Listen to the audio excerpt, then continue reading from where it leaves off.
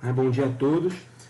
Vamos começar agora uma aula sobre modelos de fluxo difusivo. Então, os modelos de fluxo difusivo, eles podem ser apresentados em duas abordagens, a abordagem de Stefan Maxwell, as leis de Fick, mas vamos falar também de um outro tipo de modelo mais simples, que são os modelos baseados em coeficiente de transferência de massa. Mas por que a gente precisa desses modelos, gente? Se a gente lembrar como que a gente apresentou as variáveis nas aulas passadas, a grandeza fluxo, seja ela fluxo molar ou fluxo mássico, ela foi apresentada para a gente na forma uma relação envolvendo velocidade, velocidades relativas, ou velocidade de difusão, velocidade absoluta e velocidades médias. Do ponto de vista prático, a obtenção da velocidade absoluta de um determinado componente escoando numa mistura, ou se transferindo num determinado meio contínuo, não é uma tarefa fácil.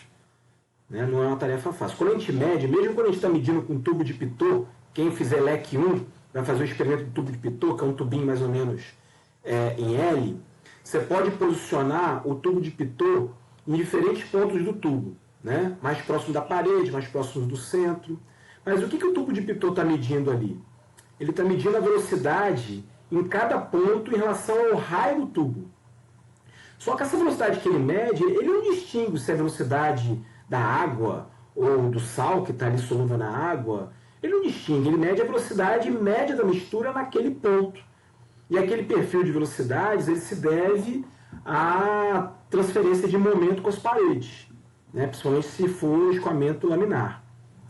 Quando a gente fala de velocidade absoluta de um determinado componente, ali daquela velocidade que eu estou medindo, e tem mais de um componente, qual seria a velocidade de cada componente em relação à Terra? E quando a força motriz máxima, quando há gradientes de concentração, a gente sabe que as espécies químicas caminham com velocidades diferentes ao longo do espaço, em função dos diferentes gradientes e das diferentes resistências que isso oferece, que o meio oferece ao transporte das diferentes substâncias que estão ali. Bom, então, mas os fluxos difusivos, o fluxo total, o fluxo convectivo, descrito na forma de velocidades, ele é mais complicado. O fluxo convectivo, eventualmente, principalmente quando tiver escoamento provocado por máquina operatriz, a gente pode sempre associar a velocidade média lá da mecânica dos fluidos.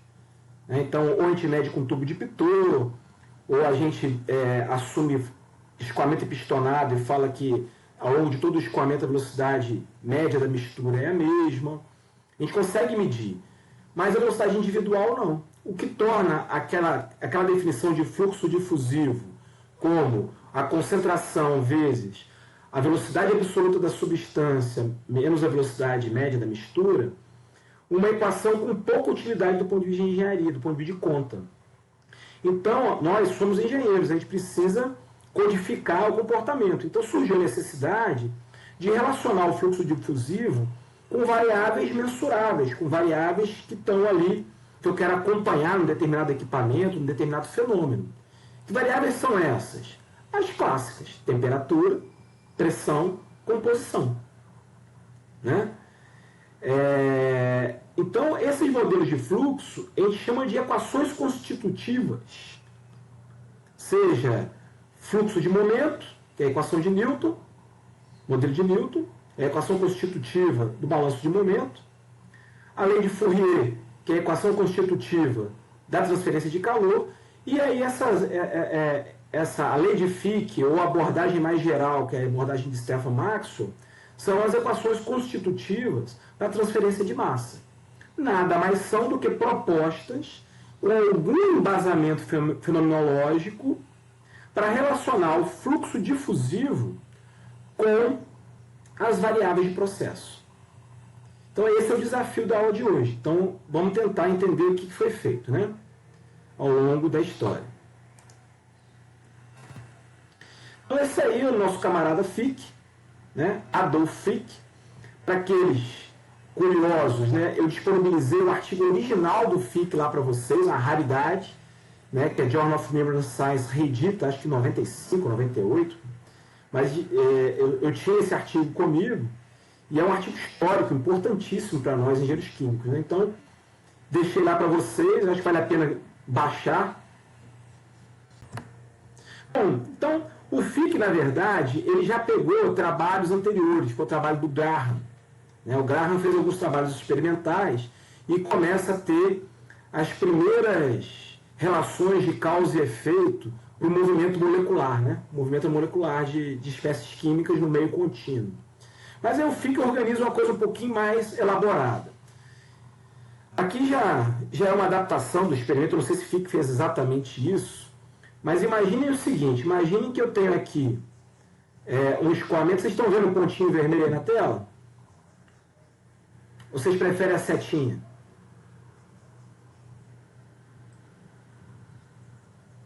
Estou vendo o pontinho. Tá. Tá pequenininho esse pontinho, né?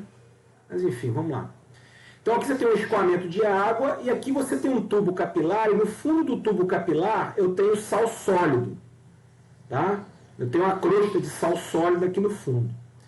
Então eu abri a torneira, a água pura está escoando, óbvio que ela vai encher aqui. É óbvio que ela vai encher aqui esse capilar rapidamente, né? E aí, depois de um certo tempo, o que vai acontecer? O que vai acontecer imediatamente na interface água-sal, gente? Alguém pode me ajudar? Na interface água-sal, o que vai acontecer? A gente vai ter ali a formação de um gradiente. Mas gradiente... Então, Carol, vamos começar a alinhar isso aí. Isso é uma dúvida frequente e eu demoro um pouquinho no curso a tentar construir essa imagem na cabeça de vocês. Eu usei o termo interface. Interface não tem volume. Gradientes são desenvolvidos ao longo de um volume. Então, se eu estou falando interface sal-líquido, eu estou falando de um plano. Instantaneamente, o que ocorre nesse plano? O que é formado nesse plano?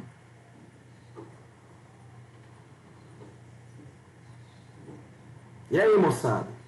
Quem fez termo 2 aí? Vamos lá, me ajuda? O equilíbrio. O equilíbrio termodinâmico, né? Então, na interface, se estabelece um equilíbrio termodinâmico. E na prática, o que esse equilíbrio termodinâmico provoca no contínuo água, na fase aquosa? Ela cria ali, na superfície, na interface pelo lado da água, uma concentração específica de moléculas de sal devido a esse equilíbrio termodinâmico, naquela T e P. Então agora começa a ter, né, uma concentração de sal, uma população de sal ali colada na interface, e como eu faço o escoamento do outro lado do tubo, e o escoamento vai renovando sempre, deixando sempre ali em Z igual a Z2, né? Aqui em Z igual a Z2, no topo, está sempre renovando, então a concentração de sal aqui em cima é sempre zero.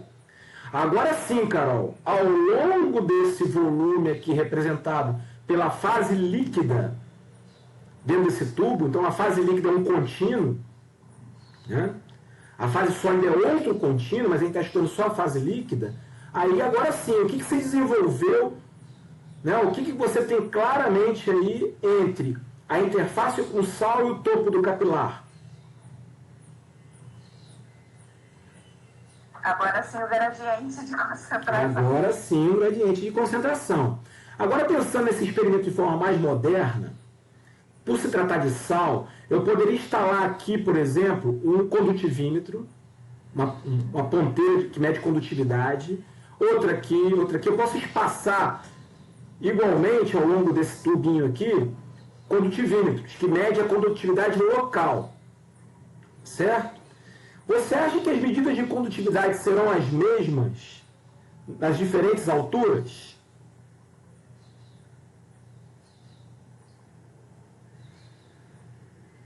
Claro que a condutividade de sal depende da concentração de sal, né? É uma medida indireta de concentração. Acho que no início não, né? na parte de baixo a condutividade vai ser maior do que lá em cima. A condutividade... Mas ó, vamos tomar cuidado com o que o Ian falou. No início, não. Rapaz, se o tempo todo, digamos que eu acompanho isso durante um tempo, de modo que a crosta de sal, ela se mantém mais ou menos, a gente não consegue perceber a diferença de altura na crosta de sal, enquanto eu estou fazendo o experimento, tá? Porque esse experimento é transiente, fundamentalmente. Mas se eu analisar em tempos curtos, eu posso assumir ele pseudo-permanente, porque eu não consigo medir as diferenças de altura em tempos curtos. Então, toda essa análise vale enquanto a crosta de sal continua praticamente do mesmo tamanho, né?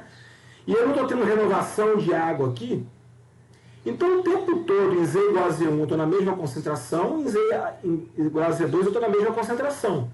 Mas a concentração em Z1, ou a condutividade em Z1, é igual à condutividade em Z2? Ou a concentração em Z2? É igual, Ian? Não. Não, desde o início não é. E enquanto a crosta não diminui de volume, eu tenho aí estabelecido um perfil de concentração. Então o Fick reconhece, como ele mediu, na verdade ele não mediu condutividade, na época ele mediu densidade. E aí ele pegava uma amostra em diferentes pontos, botava num piquinômetro e media a densidade. E ele já tinha calibrado, né, ele já tinha feito várias soluções padrão com diferentes concentrações de sal e via que a densidade era a função da concentração. Então, ao invés de condutividade, ele media a concentração de forma indireta a partir da massa específica. Ok? Mas aqui, de forma mais moderna, a gente pode fazer isso online, em linha, né? Sem precisar coletar a amostra. Então, gente, estabeleceu um gradiente de concentração. Só que ele começou a ver que o tempo todo, a água que ele coletava aqui no final aqui dessa tubulação, ela tinha condutividade. A água aqui não tinha condutividade. A água aqui apresentava condutividade. Como é que você explica essa condutividade da água que passa depois do capilar? Por que essa água apresentou condutividade?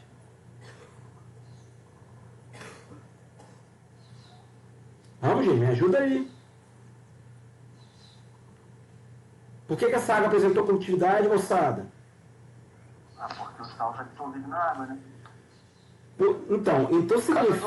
dos íons dissolvidos. Isso, então, se aqui não tinha sal e apareceu sal aqui, e a única fonte de sal era daqui, significa que estava tendo fluxo de sal para a água que estava correndo. Opa!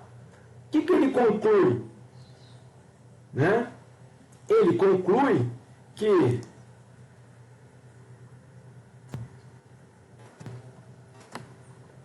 o sal solubiliza na fase líquida, né?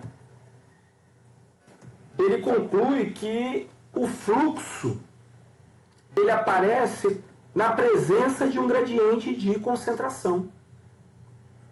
Ele primeiro reconhece que existe um gradiente, depois ele reconhece que é transporte de moléculas de sal para cima, então ele reconhece isso. Aí ele fez esse experimento com com a mesma quantidade de sal, mas com tubos de diferentes tamanhos.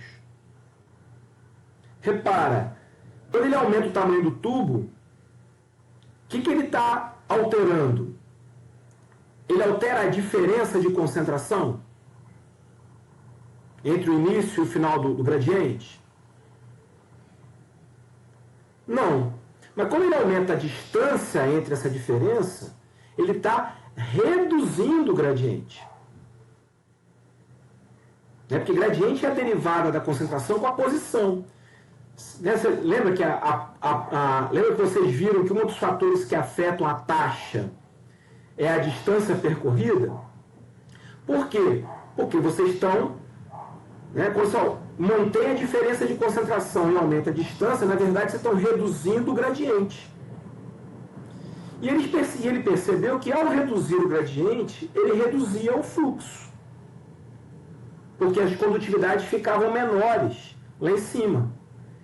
Então ele conclui que o fluxo difusivo, que é o fluxo difusivo, é aquele que estava só no capilar. Ele é diretamente proporcional ao negativo do gradiente. Por que é o negativo do gradiente? Porque o gradiente é do menor para o maior. Se o fluxo estava indo da maior concentração para a menor concentração, então ele estava no sentido contrário do gradiente. Foi essa a grande conclusão do Fick. E toda vez que vocês têm uma proporcionalidade, como é que você transforma uma proporcionalidade numa igualdade? Ué, beleza. Né? Então, esse símbolo aqui é o símbolo gradiente, tá? É um nabla. Qual é a diferença do símbolo gradiente para o divergente? É porque o divergente é produto escalar, tem um pontinho. Onde está a bolinha vermelha, aparece um pontinho. Só que divergente, a grandeza que está aqui tem que ser um vetor, porque senão isso é um produto escalar. Quando a grandeza é um escalar, e concentração é uma grandeza escalar, isso aqui é um gradiente. O gradiente é a soma das derivadas nas 3 coordenadas. Depois a gente vai ver isso. Então, para o caso unidirecional, que no nosso exemplo era a direção z, o gradiente pode ser aproximado apenas pela derivada em z, no caso unidirecional. Então, para transformar essa proporcionalidade numa igualdade, ele te bota um parâmetro. E esse parâmetro vai ser o coeficiente de difusão fickiano. Não só coeficiente de difusão. Depois, para frente, eles perceberam que esse parâmetro ele estava diretamente associado a algumas características do meio. Por exemplo, a densidade do meio, temperatura do meio, a natureza química das espécies, tamanho, forma, potenciais de interação intermolecular. E, bom, essas grandezas, densidade do meio, viscosidade do meio, temperatura, elas estão associadas ao quê? Bom, elas estão associadas ao atrito, ao arraste, se a gente faz analogia com a teoria hidrodinâmica. Então, eles fizeram uma associação que esse coeficiente de fusão, ele está relacionado ao inverso da resistência. Rodrigo, desculpa. O Fick conclui que o fluxo é igual ao negativo do produto do coeficiente de fusão com o gradiente de concentração, que foi uma observação experimental, não tem nada teórico, e depois outros autores percebem que esse coeficiente de fusão ele está relacionado ao inverso do atrito entre duas espécies, entre a espécie I e a espécie J. Então, a lei de Fick ela é baseada em observações experimentais feitas por diferentes autores, mas que leva o nome do autor que formalizou isso a primeira vez. Só que depois eles perceberam que esse formato da lei de Fick, aqui em termos de concentração, ela tinha uma fragilidade, ela tinha um problema.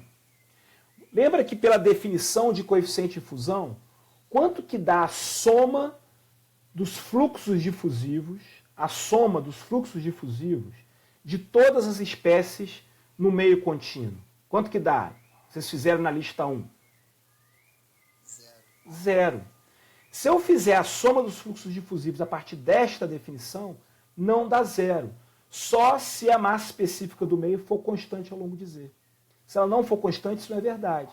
Então, eles, ao longo a partir daí, se definiu que a lei de Fick ela tinha que ser escrita dessa forma. O fluxo difusivo é menos a concentração total do meio, vezes o coeficiente de fusão, vezes o gradiente de composição. Tá? Seja ele molar, seja ele mássico. Tá ok? Então, essa não é a equação constitutiva que nós vamos usar. A equação constitutiva formal são essas duas, aqui em base molar, aqui em base mássica. O ρ total da mistura e o C total da mistura foram assuntos das nossas aulas anteriores. Né? Muito bem. No caso tridimensional, recuperando aí a definição do nabla, né, do gradiente, o fluxo difusivo vai ser menos a concentração total, coeficiente de fusão. Aqui onde está aí, que tem um errinho na nota, aqui é A, tá? Tem que ser coerente com a letrinha A aqui tinha que ser A também. Tá ok? Vezes o gradiente de composição de A. Gente, nas notas de aula tem a prova, né? A partir dessa definição, a gente consegue provar que os coeficientes de fusão cruzados são idênticos, o que é ótimo. A partir dessa definição, a gente prova que o DAB é igual ao DBA. E mais do que isso, o coeficiente de fusão que aparece na expressão do fluxo em base molar é rigorosamente igual ao coeficiente de fusão que aparece nessa expressão em base mássica. Ou seja, é um único parâmetro. Ainda bem. Imagina se cada situação dessa fosse um parâmetro diferente. Então, o coeficiente de fusão fickiano, ele é igual para as diferentes formas do modelo de Fick, molar e mássico, e os coeficientes de fusão cruzados também são iguais. O que dá mais consistência à primeira lei de Fick. O que a gente vai fazer agora? Eu vou pegar aquele modelinho do fluxo total, que a gente viu na aula passada, né? E vou colocar a lei de Fick no lugar aqui do coeficiente de fusão, do fluxo difusivo, desculpa. Então é aquela mesma equaçãozinha, né? Fluxo total do componente I é o fluxo difusivo do componente I mais xi que multiplica a soma de todos os fluxos, ou o fluxo global da mistura, né? Que é representado aqui na forma de somatório. Essa é uma maneira que a gente vai usar para modelar. Quando que a gente usa a expressão nessa forma?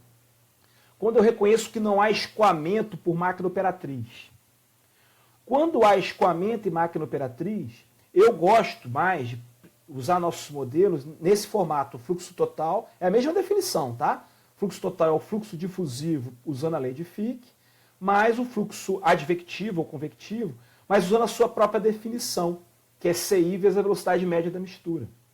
Porque se tem um escoamento e uma bomba, um soprador empurrando, normalmente o efeito molecular sobre esse escoamento é muito menor do que a própria energia, o próprio movimento devido à energia da máquina. Então a gente fala que, nesses casos, o fluxo convectivo é dominado pela essa energia externa da máquina. E aí eu prefiro usar a expressão assim. Claro que a gente pode escrever essas equações para o análogo em base mássica, né? Nzinho, Wzinho, Rho aqui, né? Wzinho aqui e os Nzinhos. E aqui, ao invés de V maiúsculo, a gente vai usar o V minúsculo, que foi a notação que a gente usou nas notas. Gente, alguma dúvida até aqui? O áudio e a imagem melhoraram? Sim. Então vamos continuar. Bom, então de Fick não tem mais muito o que fazer. Agora é treinar, tá? Fick, então a lei de Fick nada mais é, por isso que eu sempre boto lei entre aspas, né? Do que uma equação empírica baseada em observações experimentais. Mas ela tem uma importância tão grande para a história da modelagem e transferência de massa que ela ganhou conotação de lei. Mas uma abordagem muito mais fenomenológica, muito mais geral, foram oferecidos mais ou menos na mesma época por esses dois autores, Maxwell e Stefano. Na verdade, o Stefano é o cara da transferência de massa e ele usa a abordagem de Maxwell, né, da teoria cinética dos gases, etc., para desenvolver uma teoria de difusão um pouco mais fenomenológica. A explicação ela é um pouco mais complicada, porque depende de um balanço de momento, mas eu vou apresentá-la de uma forma mais simplificada para vocês. Tá? E aí, essa abordagem leva o nome dos dois. Né? Então, chama a abordagem de Stefano-Maxwell ou Maxwell-Stefano, dependendo da referência. Então, gente, para entender a abordagem de Stefano-Maxwell, a gente tem que levar o nosso olhar lá para as moléculas. Então, a gente tem que parar de pensar numa solução homogênea, olhar ela de longe, vendo como um contínuo, uma solução homogênea, e tentar levar nosso olhar a nível molecular e ver os elementos que formam aquela mistura. São as moléculas da mistura, não é isso? Os elementos básicos são as moléculas da mistura. Pensando em uma molécula, que forças que podem atuar sobre essa molécula? As forças que podem atuar nessas moléculas são as forças de campo ou forças motrizes, devido, por exemplo, a um campo externo, a gravidade, a aceleração centrífuga, um campo elétrico, um campo magnético, ou um campo interno, que a gente representa aí pelo campo de potencial químico. Se vocês derivarem o campo, a derivada de um campo em relação à posição, tem dimensão de força. E vocês já viram isso desde o ensino médio. Já viram isso em física, né? Toda vez que você deriva um campo em relação à posição, você tem a força gerada por aquele campo apontado na direção que vocês derivaram. Se vocês derivarem nas 3 direções, vocês vão ter as componentes da força atuando sobre aquela molécula, sobre aquela massa, né? Nas diferentes direções do sistema de coordenadas. Então você tem sempre a força devida a campos. Só que quando aquela massa entra em movimento devido àquela força, sai da inércia e começa a ter movimento, ela começa a sofrer a força de atrito, a força de arraste, porque ela está no meio, ela se choca com outras moléculas, ela tem potencial de interação intermolecular entre essas moléculas, tudo isso compõe o atrito, né, que as outras moléculas exercem sobre aquela massa que está em movimento. Então, se eu fizer um balanço de forças, né, um balanço de forças numa molécula ou no centro de massa de uma substância que compõe uma mistura, eu chego na expressão de Stefan-Maxwell. Então, esse balanço de forças é a base fenomenológica para a equação de Stefan-Maxwell. Isso é muito importante. Então, vamos pegar um exemplo simples. Imaginem que vocês têm aqui uma válvula, no meio desse capilar tem uma válvula que está fechada. Então, inicialmente, vocês têm aqui hidrogênio enchendo esse bulbo 1, CO2 enchendo esse bulbo 2, mas eles estão na mesma altura e estão na mesma pressão. Estão na mesma pressão, então não tem gradiente de pressão. Quando eu abro a válvula, o que vai acontecer, gente? Quando eu abrir essa válvula? O hidrogênio e o CO2 vão ficar parados porque não tem gradiente de pressão. Então, não tem força motriz para o escoamento baseado em mecânica dos fluidos. Então, o hidrogênio continua paradinho no bulbo 1 e o CO2 paradinho no bulbo 2? Hein, gente? Me ajuda. Vai ocorrer uma difusão das moléculas, né? Uma mistura. Por que vai ocorrer a difusão das moléculas? O que tem aí que vai levar à difusão das moléculas? Quando eu abro a válvula, isso. Um gradiente de concentração do hidrogênio, né, cujo negativo aponta em direção ao CO2, e um gradiente de concentração do CO2 cujo negativo aponta para o bulbo do hidrogênio. Então, eu começo a ter o que você chama de, né, transporte de massa deles, um passando pelo outro assim, né? Claro que assim, aqui está simplificado, isso é contínuo até que haja o fim desses gradientes, e aí a gente fala que o sistema todo entrou em equilíbrio. Vamos fazer de novo. Agora, quando as moléculas amarelinhas, CO2, passam através das moléculas de hidrogênio, o que a gente pode falar que está ocorrendo entre elas durante esse movimento? O que você acha que pode estar ocorrendo entre elas? Elas entrarem em movimento devido a uma força. Velocidade entre as moléculas? Não, a velocidade é porque elas entraram em movimento, mas quando elas entrarem em movimento e adquiriram velocidade, elas estão passando uma pelas outras. Que outra coisa que pode estar ocorrendo?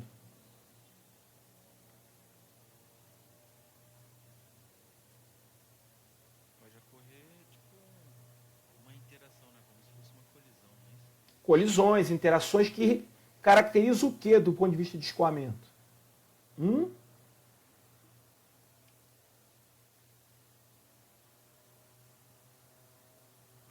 Pensando em mecânica dos fluidos, se há uma, né, o que uma molécula está transferindo, o centro de massa do... Uma alteração. Não, essa é uma consequência, Gabriel. Mas o fluxo está estabelecido, o fluxo é uma consequência de tudo isso que a gente está falando. Mas você abriu a válvula, se estabeleceu o gradiente. Né? O gradiente é uma força. O gradiente de potencial químico tem dimensão de força. Como tem uma força resultante apontando no sentido, eles começam a adquirir velocidade. Só que quando começa a passar uma molécula sobre a outra com velocidade diferente, né? O próprio sentido delas é diferente, que outra força que surge nesse momento em função dos choques, em função das interações? O Ian falou. Que outra força que surge? Gente, tem 24 pessoas na sala. Vamos lá.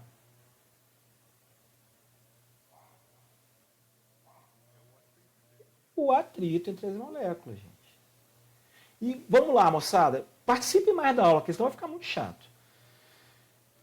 Vocês acham que esse atrito ele é maior quando a população de moléculas é maior ou ele é menor quando a população de moléculas é menor? Ele é maior quando a população de moléculas é maior. Então, quanto maior a população de moléculas, maior o atrito.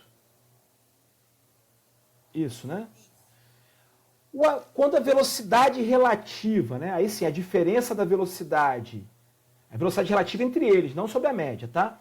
A diferença entre a velocidade do hidrogênio e do CO2, se essa diferença for maior, o atrito vai ser maior ou menor?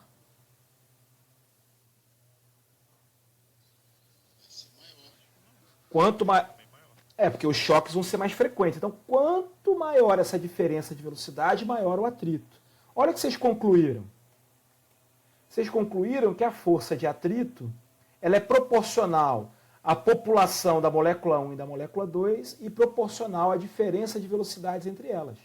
E essas são as velocidades absolutas. É a velocidade do hidrogênio em relação à Terra, a velocidade do CO2 em relação à Terra. Não foi intuitivo? Eu sei que poucos falaram, mas eu imagino que que todos tenham aceitado bem. Aqui, gente, eu estou representando a população por uma maneira de representar a concentração. Como eu estou falando de gases, eu estou usando a pressão parcial, tá? Como aqui ainda está com sinal de proporcionalidade, eu não tenho que me preocupar com a dimensão, a coerência dimensional do lado esquerdo e do lado direito. Não se preocupem com dimensão agora, porque eu estou com um sinal de proporcionalidade. Então, eu estou representando a população de hidrogênio pela pressão parcial do hidrogênio. Eu estou representando a população de CO2 pela pressão parcial de CO2. E aqui está a diferença de velocidade. Muito bem. Então, a gente conseguiu pensar um pouquinho em força de atrito. Agora, vamos pensar um pouquinho em força motriz? Eu pegar tá vendo essa laminazinha que está aqui, eu estou aqui circulando de botãozinho vermelho? Essa laminazinha, ela representa um cortezinho com um dado volume, tá? Não é um plano, tem um volumezinho, porque aqui eu estou em Z e aqui eu estou em Z mais delta Z, então tem volume esse pedacinho de tubo. Se eu quiser pegar esse plano aqui, ó, que eu estou circulando, que é o plano em Z, como é que eu posso representar a força que as moléculas só de hidrogênio exercem sobre esse plano?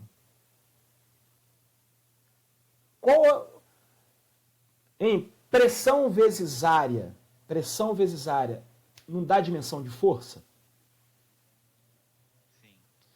Se eu quiser saber só a força atuando sobre esse plano devido só à ação das moléculas de hidrogênio, eu não posso falar que é a pressão parcial de hidrogênio vezes essa área?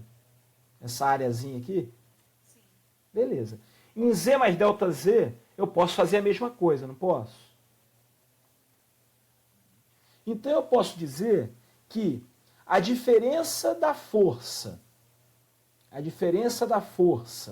em Z,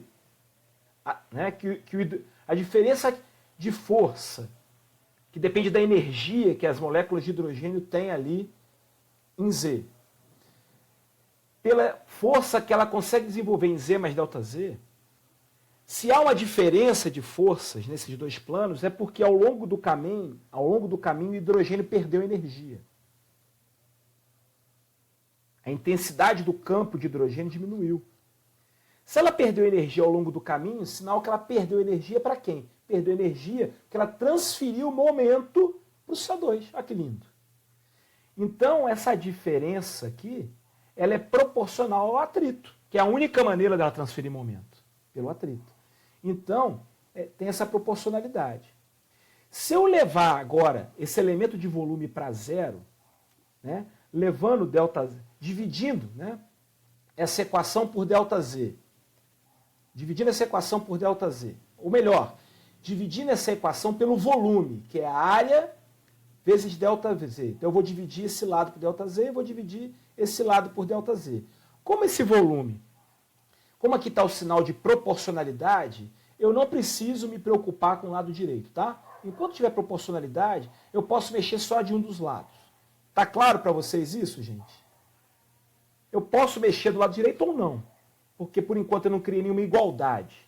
Eu só digo que é proporcional a. Então eu dividi aqui só o lado esquerdo pelo volume e levei esse volume para zero, que é levar ΔZ para zero. Aí eu tenho a função num ponto, menos uma função naquele ponto mais ΔZ, dividido por ΔZ, com ΔZ tendendo a zero. A área é a mesma, por isso que eu pude botar em evidência e cortar com a área que estava no denominador. Eu cheguei à definição de derivada, na verdade o negativo da derivada. Né? A definição de derivada é o contrário. Então eu cheguei à conclusão que o negativo da derivada da pressão parcial é proporcional ao atrito que o hidrogênio, da pressão que o hidrogênio sofreu com choques com as moléculas de CO2. E agora eu vou fazer algumas transformações elementares nessa proporcionalidade. Por exemplo, eu posso dividir ambos os lados pela concentração C1. Dividindo ambos os lados pela concentração C1, eu fico com uma dimensão do lado esquerdo de força por unidade de volume. Mas como eu estou falando de fase gasosa, eu assumindo que essa fase gasosa é ideal, eu posso dizer que C1 é a pressão parcial de 1 sobre RT. Então, dividir por C1 é a mesma coisa que multiplicar por RT sobre pressão parcial de P1. Usando a definição da derivada do logaritmo, né, eu posso chegar à conclusão, eu posso chegar aqui e botar que a força exercida pelo hidrogênio, né, ela é a derivada do ln da pressão parcial do hidrogênio em relação a Z vezes RT. Então, essa força é a força motriz sobre 1 mol de moléculas de hidrogênio. Maravilha. Maravilha. Agora vamos resgatar a definição de potencial químico. Para um gás ideal, o potencial químico é RT ln de PI sobre P. Lembrando que o ln do quociente é o ln de um menos o ln do outro. Então, o potencial químico vai ser RT ln de PI menos LT ln de P. Para uma solução ideal, o potencial químico é RT ln de Xi.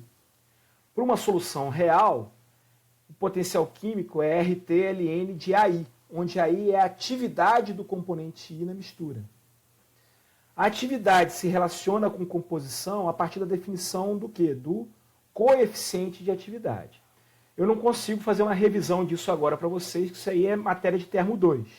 Eu espero que a essa altura vocês já viram, ou em breve vocês vão ver. Então, essa é a definição do potencial químico. Tá? Repara o seguinte, se eu derivar o potencial químico em relação a uma posição, né, a P e T constante, ou seja, derivar o potencial químico em relação a Z, mantendo temperatura e pressão constantes, eu chego exatamente em menos RT dln de P1 dz.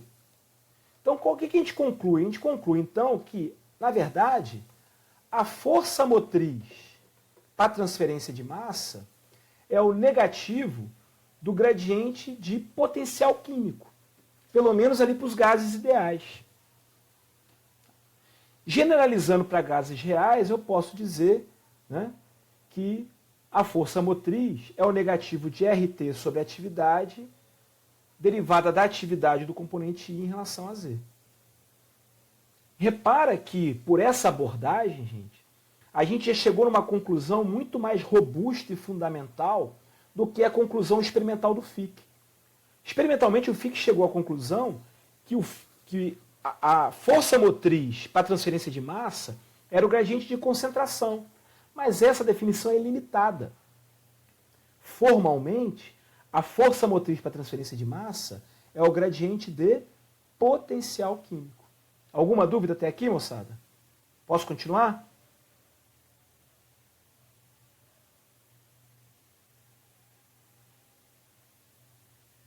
Por mim, pode. Os 25 aí? Então, Ok, Rodrigo, por mim pode. Pode continuar. tá ficando clara essa explicação? Então vamos lá. Assim. Então, dessa forma, a força motriz não se restringe apenas a gases ideais, mas a qualquer fluido a temperatura e pressão constantes. Então, a gente generaliza, né? Eu comecei por gases ideais só para uma questão didática para vocês, tá? A gente pode formalizar isso, só que é uma explicação mais complicada desde lá do início com gases reais. Então, é importante deixar claro. Agora, é o seguinte, outra coisa interessante é o seguinte, gradiente de concentração não tem dimensão de força, mas gradiente de potencial químico tem. Então, se, para eu explicar o transporte de um determinado componente, né, na presença de outros campos, você imagina que além de um gradiente de concentração de um sal ao longo de um eletrólito, eu imponha também um gradiente de campo elétrico, um gradiente de potencial elétrico. Por exemplo, na eletrodiálise. Na eletrodiálise eu imponho um campo elétrico. Como é que eu vou incorporar essa informação no meu modelo, na força motriz? Porque aí o fluxo de sal dos íons, né, a direção, sentido e módulo do fluxo desses íons, não vai ser a função só do gradiente de concentração. Vai depender também do campo elétrico, da força que esse campo elétrico atua sobre esses íons. Então, eu tenho que incorporar isso no modelo. Quando eu uso o modelo de Fick, eu não consigo isso. Por quê? Porque eu não consigo somar a derivada da concentração, o gradiente de concentração, com o gradiente de potencial elétrico. Por que eu não consigo somar? Porque eles têm dimensões diferentes. Agora, o gradiente de potencial químico tem dimensão de força. O gradiente de potencial elétrico tem dimensão de força. O gradiente de campo gravitacional tem dimensão de força.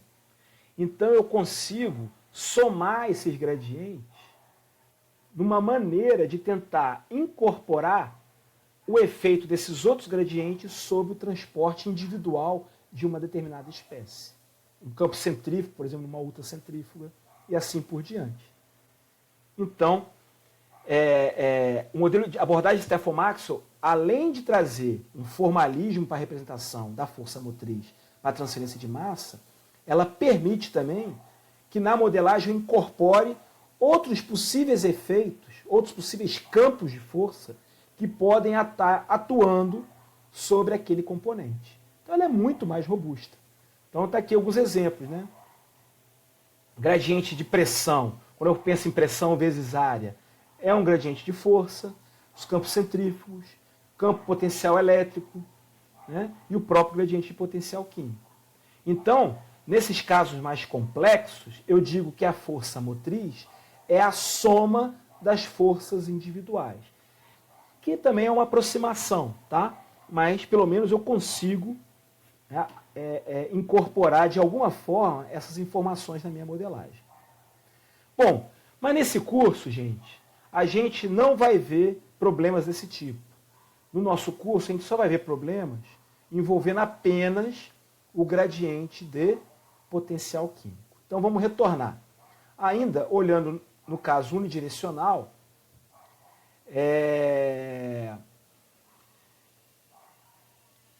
eu chego à conclusão que a força motriz ela é proporcional, ela é igual, né, ao gradiente do potencial químico em relação a Z, né, força motriz componente 1, que é proporcional a RT, P2 e a velocidade relativa. Então, o lado direito da proporção representa, né, esse lado direito aqui, representa a força de atrito exercida pelo CO2 sobre o hidrogênio. Né, considerando a pressão parcial, né, considerando a pressão parcial proporcional à fração molar, eu posso trocar a pressão parcial, para ficar um pouco mais geral, pela fração molar. Repara, a fração molar, agora não pensando apenas em gases, pensando também em outros fluidos, ela pode representar a probabilidade de choque. Qual é a probabilidade da molécula 1 encontrar a molécula 2? Depende da população dessas espécies, né? Da frequência com que eu encontro molécula 2 no meio. Por isso que eu troco aqui a pressão parcial por x2. E para tentar transformar essa proporcionalidade numa igualdade, eu coloco tudo que é constante, aqui eu estou trabalhando o problema a temperatura e pressão constante, dentro de um fator de proporcionalidade que eu vou chamar de coeficiente de atrito. Então, a proporcionalidade agora finalmente vira uma igualdade. A força motriz, né, para a transferência de massa do componente 1, ele é o coeficiente de atrito de 2 em 1, vezes x2, vezes a velocidade relativa de 1 com 2.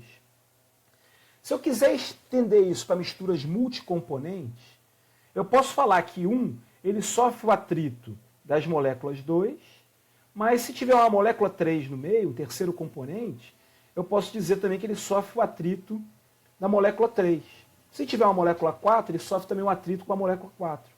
Então, uma outra aproximação adotada nessa abordagem é assumir que a força de atrito total atuando sobre a molécula 1 é a soma dos atritos individuais, de 2 com 1, 3 com 1, 4 com 1. Tudo bem, gente? Entenderam isso? Como é que eu represento isso matematicamente? Eu digo que a força motriz é igual ao somatório dos atritos individuais que cada um dos outros componentes exercem sobre a molécula 1. E por que eu posso começar esse somatório de 1? Porque quando eu começar, quando I igual a J, quando I for igual a J, a velocidade relativa zera. Então, eu posso somar de J começando de 1 até o número de componentes, que quando tiver o atrito de 1 com 1, a parcela vai zerar. Então, não tem problema. Então, vai ser... então, a força de atrito vai ser o atrito de 2 com 1, né, o atrito de 3 com 1 e assim por diante. Tá? E aqui está a fórmula geral. Então, o lado esquerdo é a força motriz, o lado direito são os atritos. Esse símbolo grego aqui, né, IJ, é o coeficiente de atrito entre I e J. Aqui é a fração molar de J, que dá uma ideia da frequência de choques com J. E aqui é a velocidade relativa de I com J. Isso tudo para a gente contabilizar o atrito que a molécula I está sofrendo. Se eu quiser analisar, fazer um balanço de força sobre a molécula 2, eu posso fazer uma equaçãozinha igualzinha a essa para a molécula 2. Se eu quiser para a molécula 3, a molécula 3. O que vai mudar? O valor desse I. Então vai ser aqui, vai ser 2, 1, 2, 3, né? E assim por diante. Então, na difusão multicomponente em palavras, a força motriz de uma espécie I na mistura ela tem que ser igual à soma das forças de atrito entre a espécie I e as demais espécies do meio, que eu vou chamar de espécies J. E essa força de atrito ela é proporcional à fração do componente J na mistura e a diferença e a velocidade relativa entre o componente I, que é aquele que eu estou analisando, e as demais moléculas do meio. Bom, e aí eu vou definir com vocês o que eu vou chamar de coeficiente de atrito, né, de Stephan-Maxwell, que é essa carinha aqui, e coeficiente de difusão de Stephan-Maxwell, que vai usar esse símbolo aqui. Ele é diferente do coeficiente de difusão fickiano, tá? Ele é muito mais formal. Por quê? Porque está diretamente relacionado a uma grandeza física, que é o atrito das moléculas. Ele é muito mais formal que o fickiano.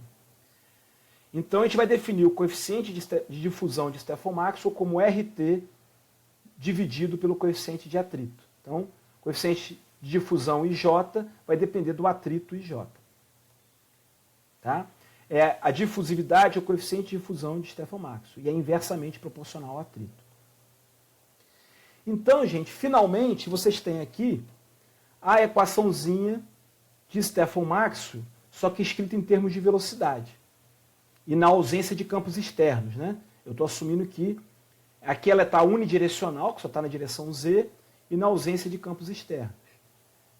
O negativo do gradiente de potencial químico, força de campo, atuando sobre a molécula I, tem que ser igual à soma de todos os atritos que a espécie I sofre, que é a soma sobre todas as moléculas do meio contínuo, de RT, coeficiente de fusão IJ, XJ, velocidade relativa, UI menos UJ.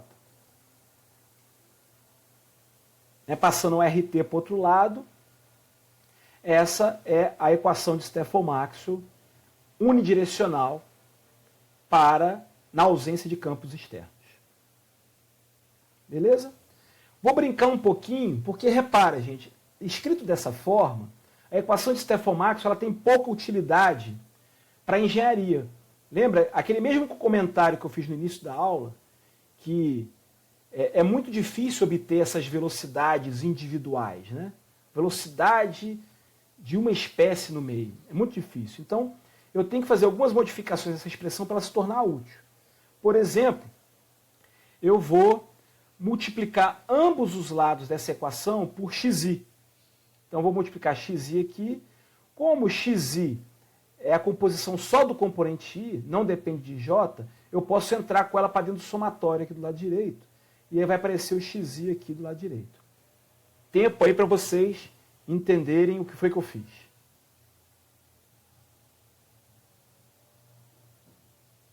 Multipliquei ambos os lados da equação por xi, só que do lado direito eu joguei o xi para dentro do somatório, porque o componente i é o componente que eu estou analisando.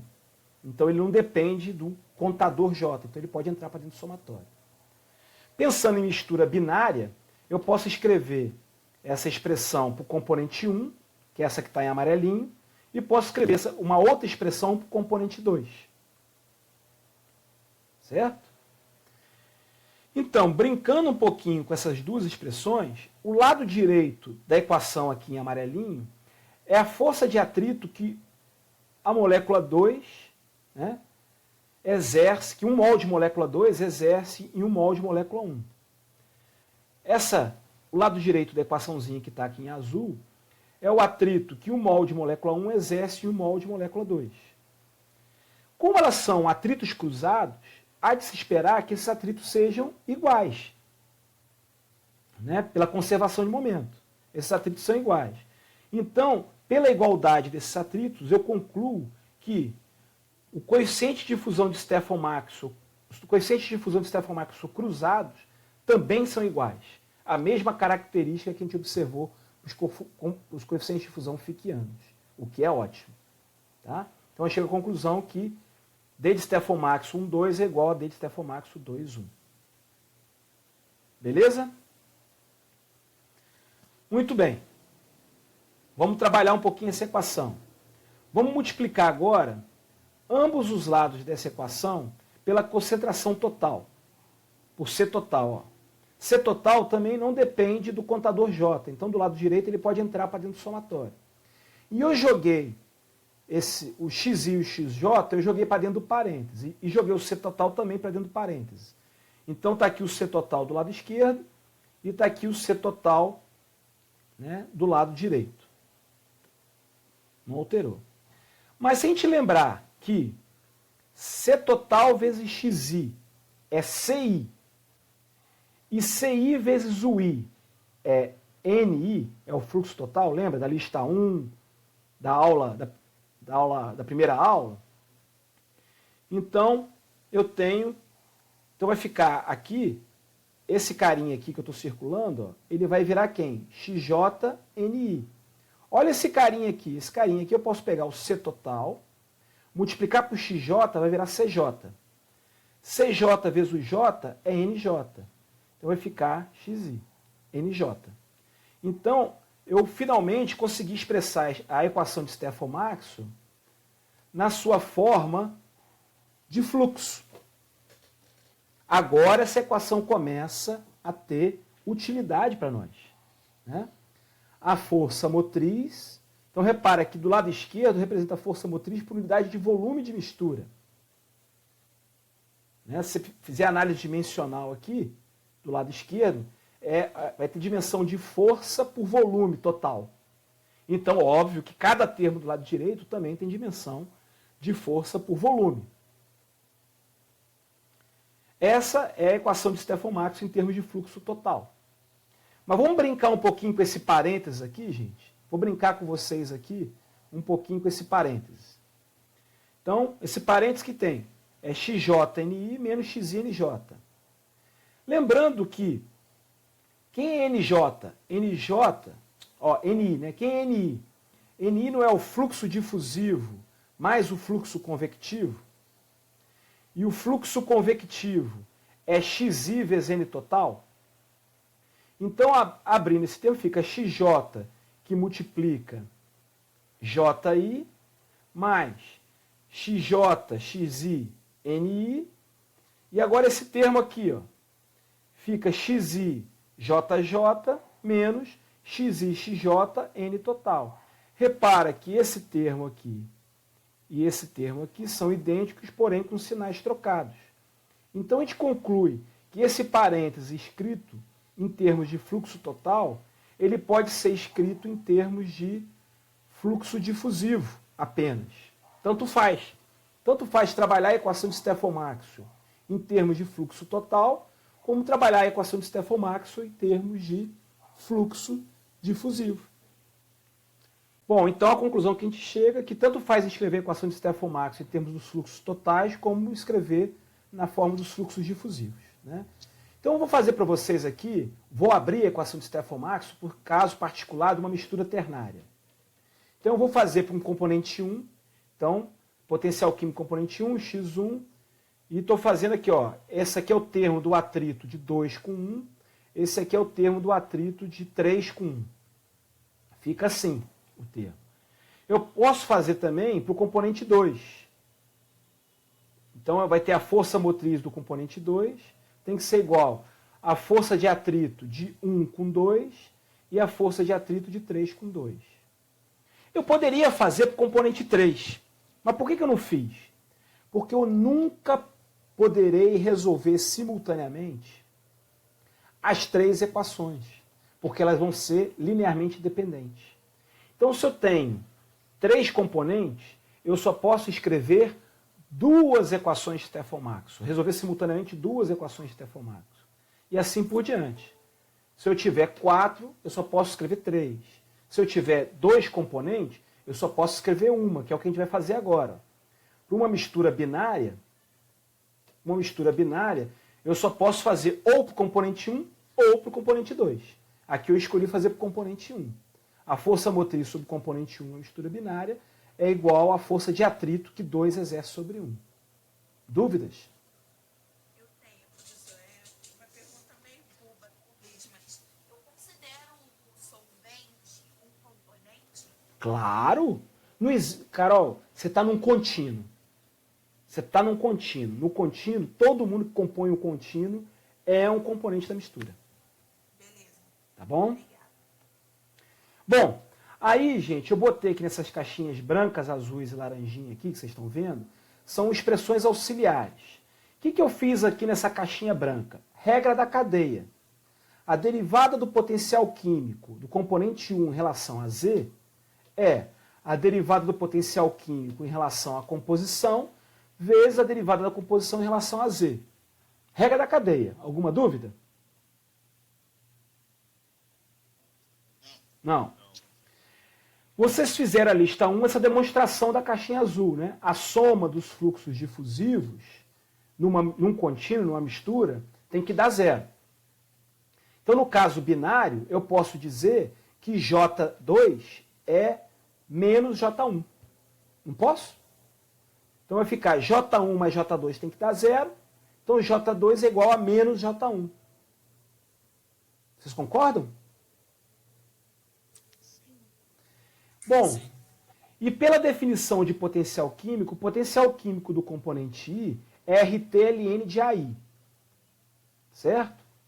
Então, a derivada do potencial químico em relação à composição é a derivada de RT ln de AI dxi. Assumindo temperatura constante, eu posso jogar o RT para fora. Lembrando que AI é gama I xi, eu posso trocar esse carinha aqui, ó, a derivada do potencial químico em relação a xi, x1, eu posso trocar por esse termo aqui.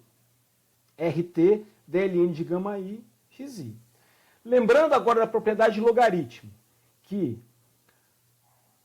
o logaritmo do produto é a soma dos logaritmos e a derivada da soma é a soma das derivadas, essa derivada aqui ela pode ser aberta na derivada em relação a gama I mais a derivada em relação ao ln de xi.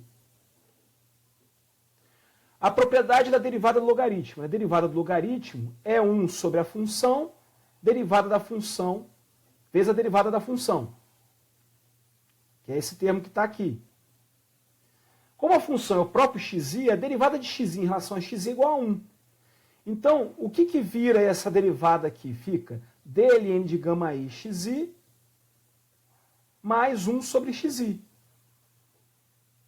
Então, substituindo tudo isso aqui na equação de Stefan-Maxwell e jogando e isolando o fluxo de 1, eu chego à conclusão que o fluxo difusivo do componente 1 é menos a concentração total, vezes o coeficiente de fusão de Stefan-Maxwell 1, 2, mais esse parênteses aqui, vezes o gradiente de concentração. Olha que interessante. Eu consegui escrever a equação de Stefan-Maxwell, abordagem de Stefan-Maxwell, como função do gradiente de concentração, que é minha variável de estado, muito mais útil. Agora eu tenho um modelo de fluxo difusivo para o caso binário, aqui está tridimensional. Comparando com a lei de Fick, o que vocês perceberam aqui, gente? Eu peço para vocês mais 5 minutinhos para terminar a aula de hoje. O que vocês percebem? Qual é a diferença para o caso binário entre a lei de Fick e a abordagem e a equação de Stefan-Maxwell para o fluxo difusivo?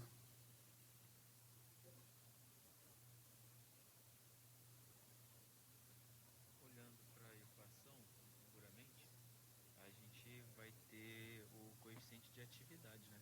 E na de Fick a gente não tem, só o gradiente de concentração. Então, repara, o menos C aparece em Fick e o gradiente de composição, aqui é gradiente de composição, né?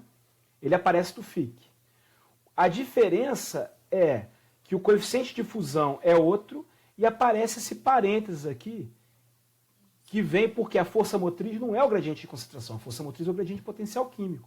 Esse parênteses a gente chama de correção termodinâmica. Então, como é que eu posso agora relacionar o coeficiente de fusão fickiano com o coeficiente de fusão de Stefan-Maxwell? Né? O coeficiente de fusão de Stefan-Maxwell, ele é o produto... o coeficiente de fusão fickiano, ele é o produto do coeficiente de fusão de Stefan-Maxwell vezes a correção termodinâmica. Pronto. Eu consegui agora. Então, qual é o defeito da lei de Fick? O defeito da lei de Fick é que ela não incorpora explicitamente a não idealidade do sistema. A não idealidade do sistema ela é incorporada indiretamente dentro do coeficiente de fusão. Então, obrigatoriamente, eu vou ter que obter aquele coeficiente de fusão a partir de dados experimentais. Então, o coeficiente de fusão fickiano ele não depende só do atrito. Ele depende do atrito, mas depende também da não idealidade do sistema aqui representado pela correção termodinâmica. Se o sistema for ideal, se a mistura for ideal, o gama é 1. Né? O ln de 1 é 0. Então, esse 0, esse termo, aí o coeficiente de Stefan-Maxwell fica igual ao coeficiente de fusão de Fick. Então, quando que os coeficientes de fusão são iguais? Em soluções ideais. Não é gás ideal, não, em solução ideal. Tá?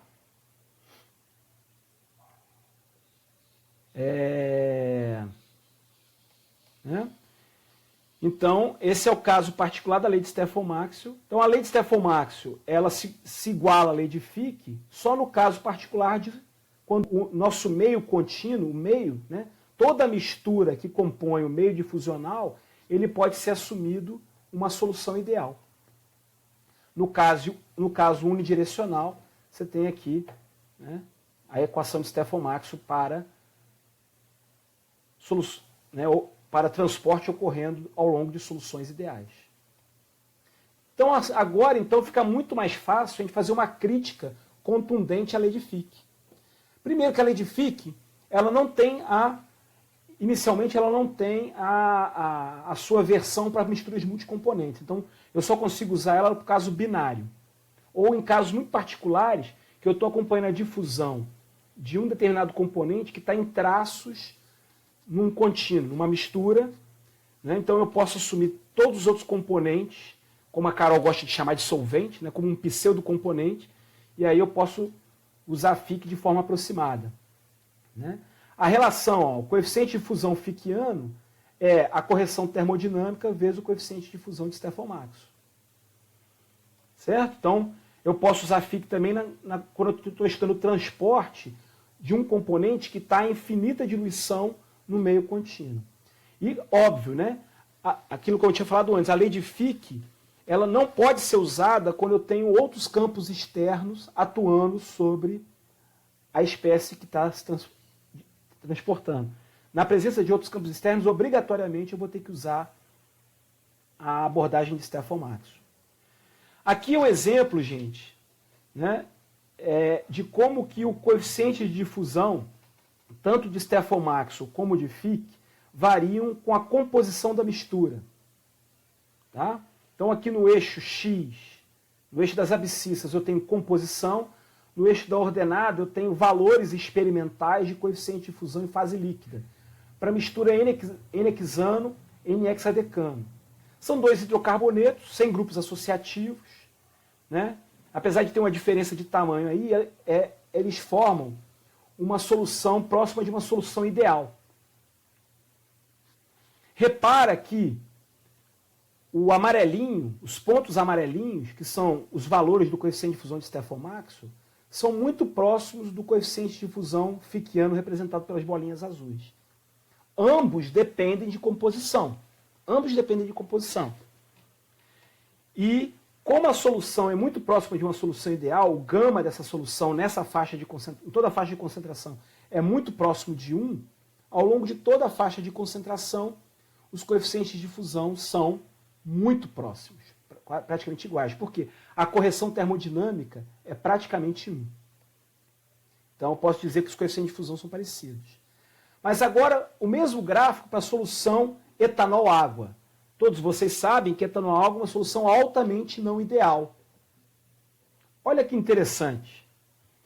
Para etanol-água, o coeficiente de fusão de Stefan-Maxwell, que são os quadradinhos amarelos, eles são completamente diferentes dos valores do coeficiente de fusão fickiano. Por quê? Porque a contribuição termodinâmica, aquele parênteses, o gama, é muito diferente de 1. Então, os coeficientes de fusão vão ser bem diferentes. E mais do que isso, como a não idealidade do sistema, né, a lei de Fick incorpora a não idealidade do sistema dentro do coeficiente de fusão, o coeficiente de fusão fica muito mais sensível com composição. Então, para soluções não ideais, o coeficiente de fusão de Fick pode ser uma função complicada de composição.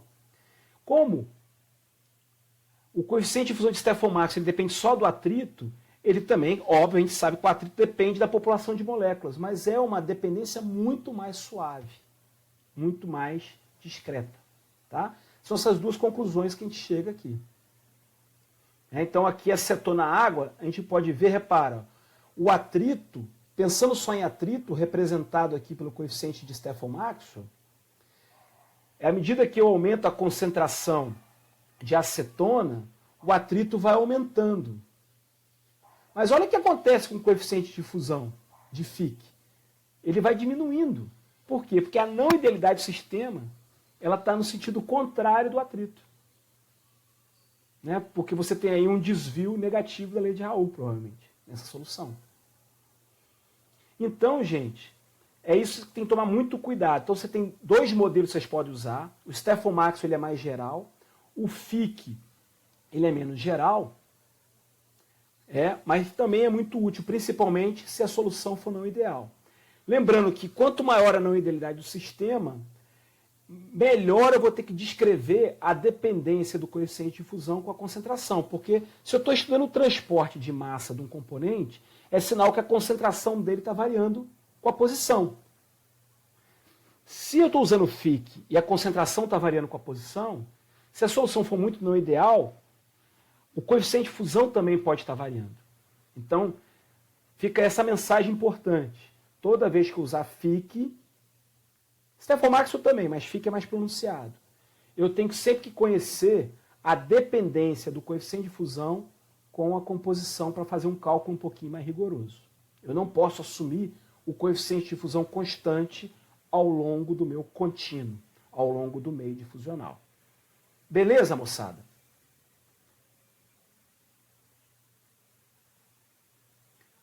Beleza. Então, para fechar a aula de hoje, fechar a aula de hoje, repara que tanto o FIC quanto o Stefomaxo, eles caem numa equação que depende de uma derivada em relação à posição. Então, toda vez que eu usar um modelo desse tipo, eu estou num problema matemático de variáveis distribuídas. Toda vez que eu tiver algum problema de variáveis distribuídas, repara que a variável dependente é a composição, não é? Variável dependente não é a composição? E a variável independente é a posição? Então, toda vez que eu resolver um problema de variáveis distribuídas, eu vou ter todo o detalhamento, a solução matemática disso, a gente vai ver em breve, a solução matemática vai me dar o perfil de concentração. Vai me dar como que a composição está variando com a posição. Se for transiente, composição tempo.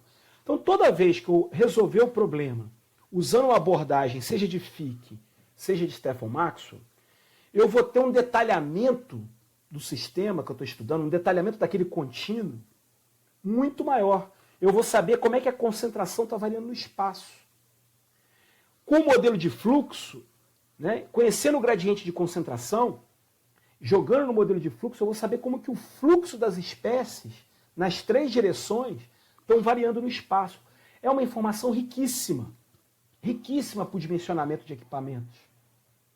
Então, toda vez que eu usar uma abordagem de Stefomaxo, uma abordagem de FIC, eu vou ter um modelo muito mais detalhado, um modelo de variáveis distribuídas. Eu vou ter perfis de concentração, perfis de fluxo. Se for transiente, eu vou ter isso tudo variando no tempo. Então a solução matemática vai ser muito mais completa. Mas eu tenho uma notícia triste para dar para vocês. Nem sempre eu consigo resolver o meu problema de transferência de massa usando variáveis distribuídas. Porque nem sempre eu tenho domínio da região onde tem um gradiente de concentração. Eu tenho definido a geometria do problema de transferência de massa. Então, toda vez que eu reconhecer esse tipo de problema, eu não vou conseguir fazer uma abordagem de variáveis distribuídas. E aí, o que eu faço? Então, tem um outro modelo matemático para expressar o fluxo total, que é baseado na mesma lei de Ohm, né? Fluxo é uma resistência, é o inverso da resistência vezes uma diferença de concentração. Repara, diferença não é gradiente, diferença é um delta. É a concentração num ponto menos a concentração no outro. É bem diferente. Então, toda vez que eu não conhecer a geometria do problema, eu sei que tem um gradiente ali, mas eu não sei onde ele começa, onde ele termina, ou eu sei onde começa, mas eu não sei onde termina, eu não vou conseguir resolver o problema com variáveis distribuídas e vou ter que adotar um modelinho mais simples, um modelinho de engenharia, que é fluxo de matéria, fluxo total de matéria, é uma constante, que eu vou chamar de coeficiente de transferência de massa, vezes uma diferença de concentração, né? Que é a concentração no início do meu contínuo menos a concentração lá no final do meu contínuo.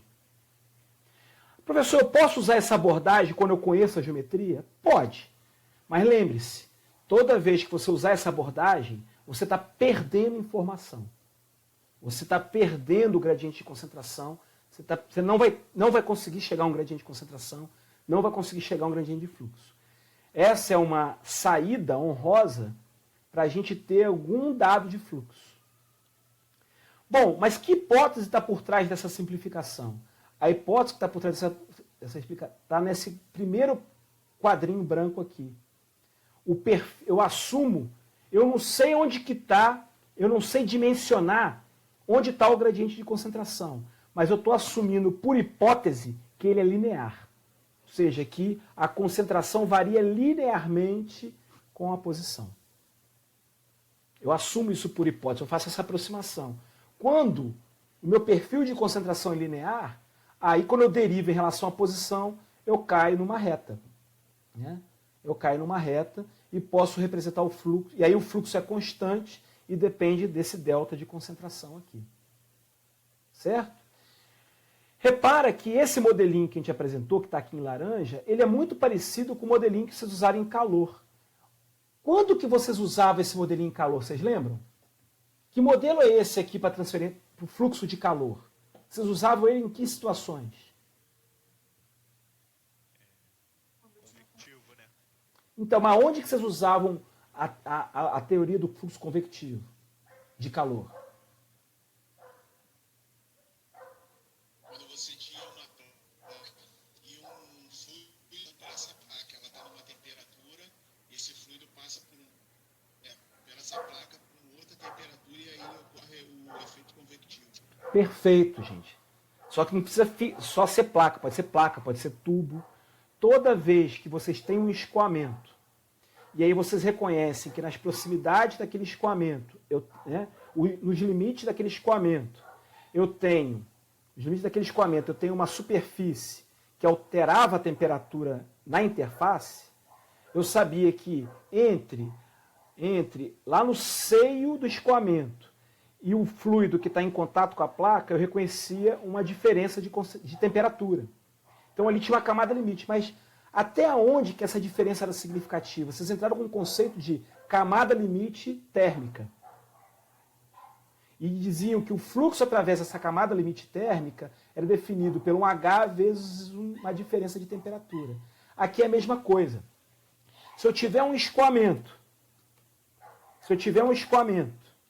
e essa placa aqui, né? Está aqui o escoamento, e essa placa, ela é ativa para, por exemplo, ela é uma superfície de um catalisador, ou ela é uma interface de fase, ela é ativa, ela vai mudar a concentração na interface, né? Na interface da placa com o fluido. E você vai ter no escoamento, então eu reconheço que tem um gradiente de concentração, além de um gradiente de velocidade, que vocês viram lá em momento, assumindo que essa placa está na mesma temperatura do fluido, então não vai ter transferência de calor. Mas, como ela muda a concentração na superfície, eu reconheço um gradiente de concentração, porque essa placa é ativa. Mas até onde que essas mudanças são significativas? Até onde que vai esse gradiente? Eu não sei. Se eu não sei, eu não consigo definir uma geometria. Se eu não consigo fazer uma geometria, eu não consigo resolver esse problema, né, do fluxo através dessa resistência aqui no fluido, eu não consigo resolver por uma equação em variáveis distribuídas. Então, o que eu faço? Eu falo o seguinte, ó, o fluxo de massa, né, seja nessa direção, da placa para o fluido ou do fluido para a placa, e o sinal vai depender dessa diferença, o fluxo de massa do componente A nessa camada limite vai ser o coeficiente de transferência de massa vezes a diferença entre a concentração de A na superfície e a concentração de A no seio da solução que está escoando. E é assim que eu faço. Eu perco parte da informação, mas eu consigo modelar a transferência de massa saindo da placa para o fluido, do fluido em direção à placa. Essa placa pode ser uma membrana seletiva. Então, toda vez que eu reconheço uma camada limite mássica, assim como se reconhecer uma camada limite de calor, eu vou ter que representar a transferência de massa nessa camada limite por um modelinho simplificado, por não conhecer a geometria. Esses casos que a gente tem. E aqui eu tenho formalizado, como a aula acabou, eu tenho formalizado aqui então os limites dessa segunda abordagem, em parâmetros agrupados, né? Ela só é válida, ela só é rigorosamente válida quando o perfil for linear. Professor, eu posso usar quando o perfil não for linear? Pode. Tem muito autor que faz isso nos artigos, nas teses, né? mas aquele modelo final que ele vai encontrar é um modelo muito simplificado. Então, se ele mudar as condições, ele vai ter que reestimar o CAI de transferência de massa. Então, o CAI de transferência de massa sempre vai ter que ser obtido a partir de dados experimentais e ele só é válido na faixa que você fez os experimentos. Então, ele é válido toda vez que eu tenho um perfil de concentração ortogonal a uma superfície ativa para transferência de massa. Certo? Então, essa abordagem nunca vai me dar um modelo rigoroso de perfil de concentração. Ele vai me dar só valores médios entre o bulk e a placa. E sempre eu vou precisar de dados experimentais para ajustar esse coeficiente de fusão. Né? Então, como trabalhar esses dados experimentais é uma discussão que a gente vai ver lá na segunda metade do curso. Primeira metade, a gente vai discutir os problemas em variáveis distribuídas, usando FIC, basicamente FIC que a gente usa na disciplina. Então, gente, é isso que eu queria conversar com vocês hoje.